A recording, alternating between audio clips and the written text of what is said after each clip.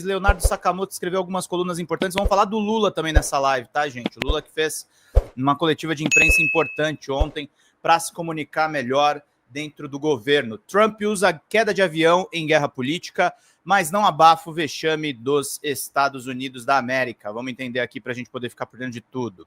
Após o helicóptero do exército, daqueles Black Hawks que aparecem em filmes de Hollywood, bater de frente com um avião da American Airlines, matar quase 70 pessoas e cair em chamas a poucos quilômetros da Casa Branca, o presidente Donald Trump disparou a apontar culpados, tenta dessa forma usar o incidente em sua guerra ideológica, mas também tenta afastar a imagem de vulnerabilidade e de incompetência dos Estados Unidos perante o mundo por conta do vexame.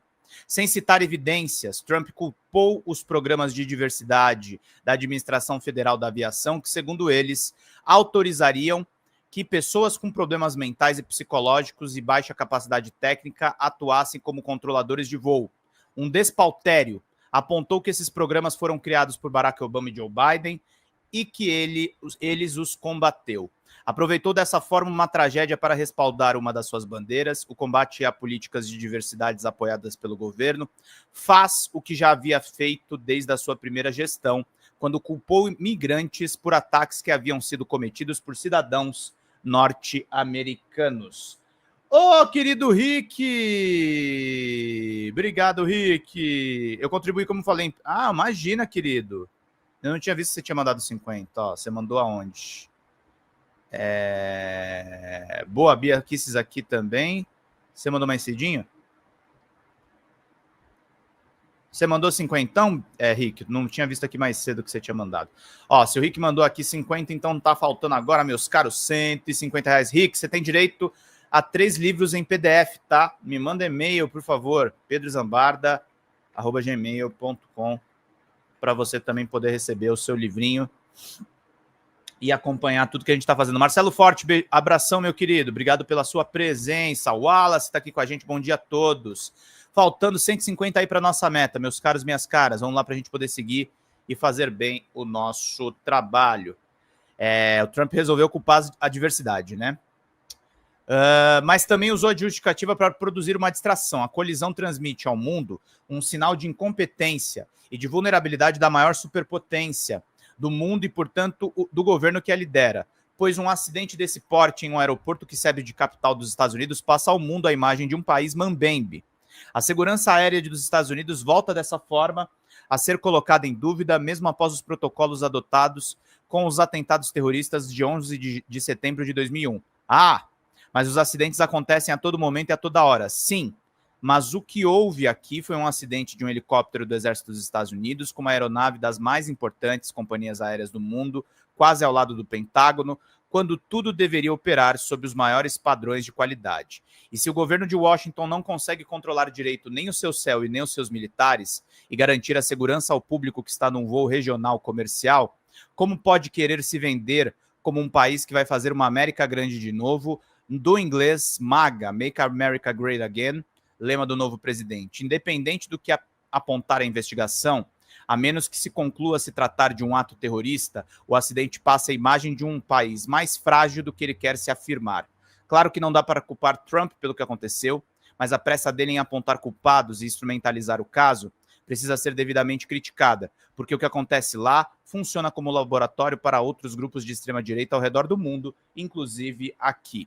Em tempo, no dia da posse de Donald Trump, quando anunciou que iria incentivar a queima do petróleo em um mundo de mudanças climáticas, ironizei que, muito em breve, ele culparia migrantes e pessoas trans pelo aquecimento global. Foi com previsível consternação, portanto, que ouvimos ele culpar as políticas de diversidade por um acidente aéreo entre civis e militares. Meus caros, minhas caras.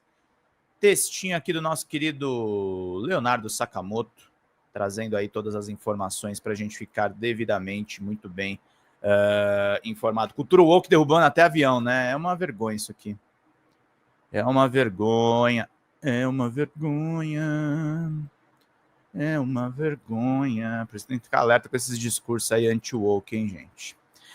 Sakamoto, Lula evita sair na mão com o mercado e realinha discurso para 2026. Vamos ver as impressões do Leonardo Sakamoto sobre isso. O presidente Luiz Inácio Lula da Silva evitou sair na mão com o mercado financeiro durante a entrevista coletiva e, com isso, realinha seu discurso para as eleições de 2026, avaliou o colunista Leonardo Sakamoto no All News. Lula mudou o tom, evitou brigas com o mercado e deu uma entrevista que não foi eleitoreira. Esta foi a primeira entrevista do mandatário concedida aos repórteres no Palácio do Planalto, em Brasília, desde que trocou o comando da SECOM, Secretaria de Comunicação Social da Presidência da República. O publicitário Sidônio Palmeira assumiu o lugar do deputado federal Paulo Pimenta, do PT do Rio Grande do Sul. Ao UOL, Sakamoto disse que a entrevista de Lula foi dividida em vários pontos. Talvez a parte eleitoral seja o fato que Lula aposentou o chapéu Panamá. Lula tem adotado o chapéu para ocultar as cicatrizes após o procedimento devido à queda que teve no banheiro, que disparou toda uma discussão sobre a sua capacidade de estar na eleição de 2026. Nesta entrevista, ele falou, inclusive, que está fazendo musculação. Ele fez questão de mostrar que está bem de saúde. Ao falar de juros e Gabriel Galípolo, Lula disse que a decisão será sempre do presidente do Banco Central. Sabemos que o presidente gosta de criticar a taxa de juros, mas não entrou na discussão, não bateu apesar do aumento da Selic. Galípolo tem a confiança de Lula, enquanto Campos Neto era visto como bolsonarista e inimigo. Ao comentar a entrevista de Gilberto Kassab, quando o presidente do PSD disse que Lula perderia a eleição se fosse hoje, o petista frisou que a eleição não é hoje, no que ele está certo. Também disse que não é o presidente da República quem autoriza o aumento do preço dos combustíveis, mas a Petrobras, o que pretende melhorar o preço dos alimentos, estimulando a produção e o financiamento, o que os grandes produtores rurais queriam ouvir. O petista tem 79 anos e tem enfrentado problemas de saúde e dificuldades na articulação da sua base, com poucas entrevistas coletivas, o que tem gerado questionamentos quanto à sua capacidade de administrar o país. Lula ainda não confirmou oficialmente que se será candidato ou não nas eleições presidenciais de 2026.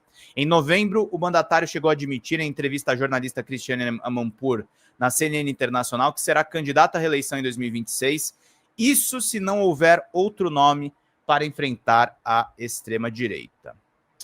Então é isso, meus caros, minhas caras. Leonardo Sakamoto dando os pareceres dele. Lá no nosso site, gente, inclusive os superchats ajudam a financiar da Folha Democrata, tem mais alguns pontos da entrevista coletiva do Lula que são muito importantes. Vamos lá, gente, vamos pingar pix aqui. Vamos ajudar no nosso trabalho, meus queridos e minhas queridas. Daqui a pouco a gente vai voltar a falar da Carla Zambelli, tá, meus caros? Precisamos do apoio de todos vocês. Lula diz que relação com Trump será de reciprocidade. O presidente brasileiro critica a decisão do presidente dos Estados Unidos de retirar aportes financeiros à Organização Mundial da Saúde e a saída do Acordo de Paris. Olha a coletiva lá, tudo lotado. O presidente Luiz Inácio Lula da Silva afirmou nesta quinta, dia 30, que buscará uma relação de respeito com o presidente dos Estados Unidos, Donald Trump, empossado para um novo mandato na semana passada. A declaração foi dada durante entrevista a jornalistas no Palácio do Planalto. Eu já governei o Brasil com representante republicano, já governei com presidente democrata, e a minha relação é sempre a mesma. A relação de um Estado soberano contra o Estado soberano. O Trump foi eleito para governar os Estados Unidos e eu fui eleito para governar o Brasil, disse Lula. Caso o presidente dos Estados Unidos concretize declarações recentes que poderiam impor tarifas de importação contra produtos de países como o Brasil, Lula destacou que a postura do governo será a de reciprocidade, com taxação inversa de produtos norte-americanos importados para o Brasil, pelo Brasil. Se ele taxar os produtos brasileiros, haverá reciprocidade do Brasil em taxar os produtos americanos. É simples, não tem nenhuma dificuldade. Lula ainda criticou a decisão do presidente dos Estados Unidos de retirar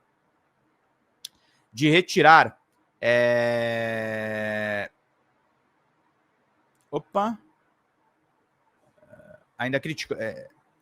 Caramba, me perdi aqui. De retirar aportes financeiros à Organização Mundial da Saúde, a saída do Acordo de Paris para combater o aquecimento global. Regressão. Obrigado, meu querido. Regressão à civilização humana, disse o presidente brasileiro. Ele ainda indicou que Trump deve respeitar a soberania de outros países, ao mencionar controvérsias recentes entre o americano e os governos da Groenlândia e no Panamá.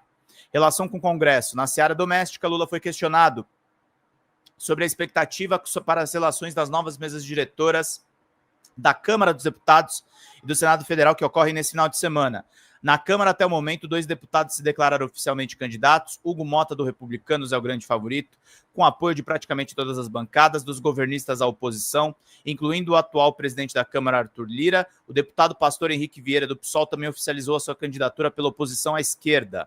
No Senado, o favorito é Davi Alcolumbre, do União Brasil. Ele foi presidente da Casa de 2019 a 2020 e conta com amplo apoio dos principais bancadas ao retornar ao cargo.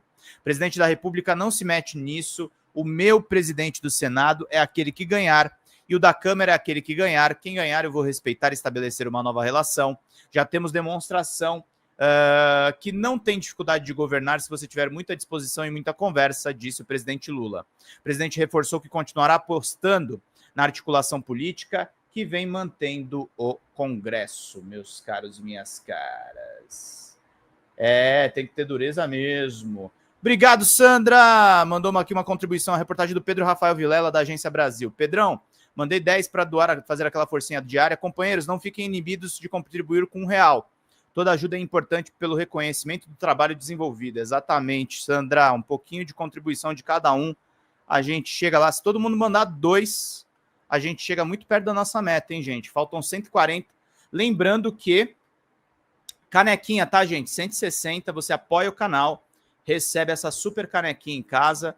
Então é importante aí para vocês também ganharem de presente, tá, gente? É uma forma da gente retomar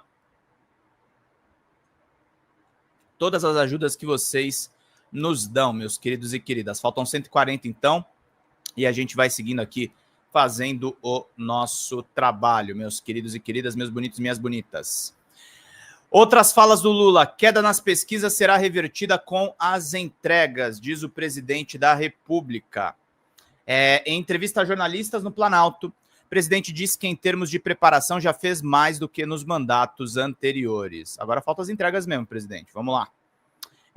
Olha que bacana, né? O ICL entre os veículos. Muito bom. O presidente Luiz Inácio Lula da Silva disse que a queda de aprovação de seu governo, apontada recentemente por pesquisas, era algo previsto, uma vez que o governo ainda não fez as entregas prometidas em campanha. Ele, no entanto, garantiu que essas entregas serão feitas, uma vez que, nos 2 anos do atual mandato, já fez mais em termos de preparação do que em seus mandatos anteriores.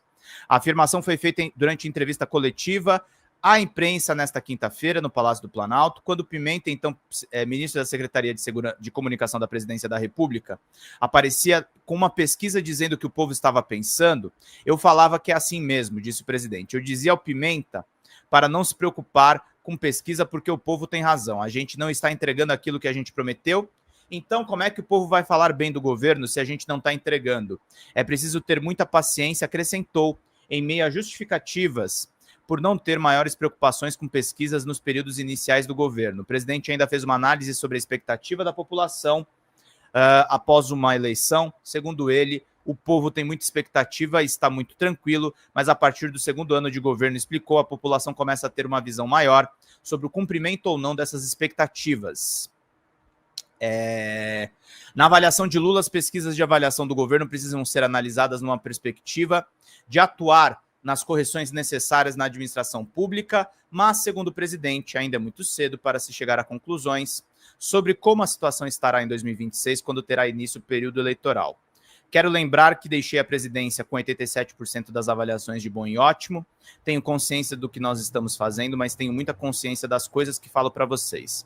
Cada coisa que eu falar, nós vamos entregar, disse Lula, ao afirmar que fará mais nesse governo do que fez nos anteriores. Eu posso garantir, em 2 anos do governo, nós preparamos esse país mais do que nos meus outros 8 anos de governo. Só no PAC serão 1,8 trilhão.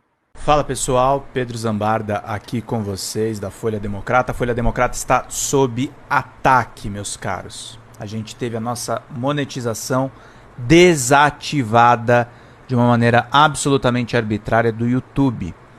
E para a gente manter as nossas atividades, a gente precisa de um mutirão de Pix de vocês da comunidade, gente, porque a gente fica sem verba para fazer as nossas coberturas básicas.